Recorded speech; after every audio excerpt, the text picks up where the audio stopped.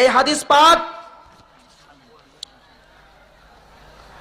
আল্লামা জামাখশারী রাহমাতুল্লাহি আলাইহি তার তাফসীরের তৃতীয় খণ্ড 403 পৃষ্ঠার মধ্যে বর্ণনা করেছেন।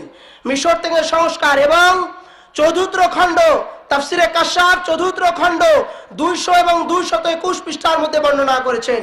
আল্লামা ফখরুদ্দিন রাজি রাহমাতুল্লাহি আলাইহি তার মাফাতিহুল গায়বের মধ্যে বর্ণনা করেছেন। মাফাতিহুল গায়ব 7ম খণ্ড 40 পৃষ্ঠার মধ্যে বর্ণনা করেছেন।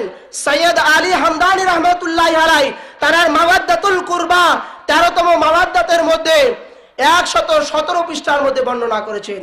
এবং ইবনে হাজার আসকালানি রাহমাতুল্লাহি আলাইহি আল কাশিফ 145 পৃষ্ঠার মধ্যে বর্ণনা করেছেন। তিনি বলেন আলামাম্মাত আলা হুব্বি আলে মুহাম্মাদিন মাতা তাইবান, যে মুহাম্মদ ও আলে মুহাম্মাদের মুহাব্বত নিয়ে ভালোবাসা নিয়ে মৃত্যুবরণ করলো, আল্লাহ তাআলা তার মওতটা যেন তওবার হালতে হলো।